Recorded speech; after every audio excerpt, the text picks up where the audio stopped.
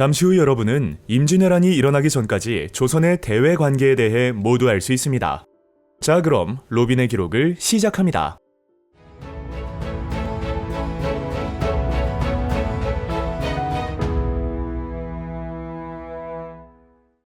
조선은 건국 초기 정도전이 추진한 요동 정벌 문제로 명과 갈등을 빚었습니다.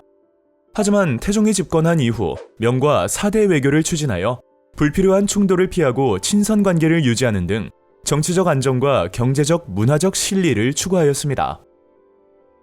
조선과 명의 외교 관계는 조공과 책봉의 형식으로 이루어졌습니다. 조선은 명의 연호를 사용하며 사대의 예를 갖추었고, 명에 매년 하정사, 동지사, 성절사, 천추사 등 정기적, 비정기적으로 사신을 파견하여 사대 문서와 조공품을 보냈습니다. 명 역시 조공에 대한 답례로 중국의 선진 문물과 조선에 필요한 물품을 보내 상호 간 교류하였습니다. 이와 같은 조선의 사대 외교는 왕권의 안정과 국제적 지위를 확보하려는 자주적이고 실리적인 외교였고, 선진 문물을 흡수하려는 문화 외교인 동시에 조공품과 회례품의 공식적인 교환을 통한 일종의 공무역이었습니다. 조선은 여진에 대해서는 강경책과 회유책을 병행하는 교린 정책을 추구하였습니다.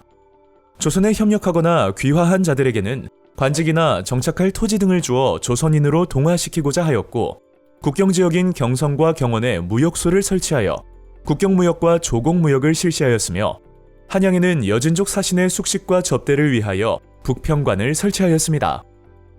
그러나 조선은 여진이 국경을 침범하거나 약탈을 자행하는 경우에는 군대를 동원하여 대응하였습니다. 세종 때에는 압록강 지역에 최윤덕을 파견하여 사군을 설치하였고, 두만강 지역에 김종서를 파견하여 육진을 설치하며 압록강과 두만강을 경계로 하는 오늘날의 국경선을 확보하였습니다. 또한 3인 정책을 실시하여 삼남지방의 주민들을 북방으로 이주시켜 새로운 지역을 개척하고 국방력을 강화하고자 하였으며, 토착민을 토관으로 임명하여 민심을 수습하고자 하였습니다. 조선은 일본에 대해서도 교린 원칙에 따라 회유책과 강경책을 병행하였습니다. 화포와 병선을 동원하여 왜구를 격퇴하기도 하였고, 일본 측이 평화적인 무역 관계를 요청해 오면 제한된 교역을 허용하기도 하였습니다. 조선은 일본에 통신사를 보내고, 일본의 막부 정권은 조선에 일본 국왕사를 파견하며 서로 교류하였습니다. 교역은 보통 동네에 설치한 외관을 중심으로 이루어졌고, 대마도와는 조공의 형식으로 교역하였습니다.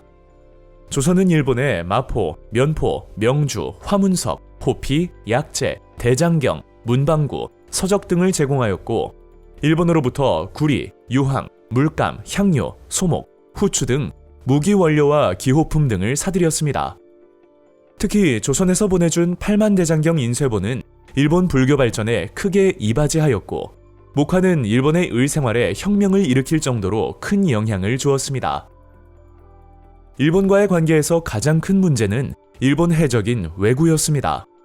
조선 해안에서 왜구의 침탈이 근절되지 않자 세종은 이종무를 통해 왜구의 근거지인 대마도를 정벌하게 하였고, 일본과의 교역을 중단하였습니다. 이후 일본이 다시 교역을 요청하자 세종 때 부산포, 제포, 연포의 3포를 개방하였고, 1443년 매년 50척의 배만이 왕복할 수 있도록 하는 개해 약조를 맺어 제한된 범위 내에서만 교역을 허가하였습니다. 16세기에 들어 삼포에 거주하는 외인이 늘면서 사회적 문제가 증가하였습니다. 조선이 외인에 대한 통제와 무역량을 제한하자 이에 반발한 외인은 중종 때인 1510년 삼포 외란을, 명종 때인 1555년 을묘외변을 일으키기도 하였습니다. 그러자 조선은 군사전략기구인 비변사를 설치하고 일본과의 외교를 단절하였습니다. 조선은 유구, 시암, 자와 등 동남아시아의 여러 나라와도 교류하였습니다. 이들 나라는 토산품을 가져와 조선의 옷감, 문방구 등과 교환하였습니다. 특히 유구와의 교역이 활발하였는데, 조선은 유구의 유교 경전과 불경, 범종, 불상 등을 전래하여 문화 발전에 기여하였습니다. 이후 조선의 역사는 어떻게 흘러갈까요? 임진왜란 편에서 아주 자세히 알려드리겠습니다. 로빈의 역사 기록.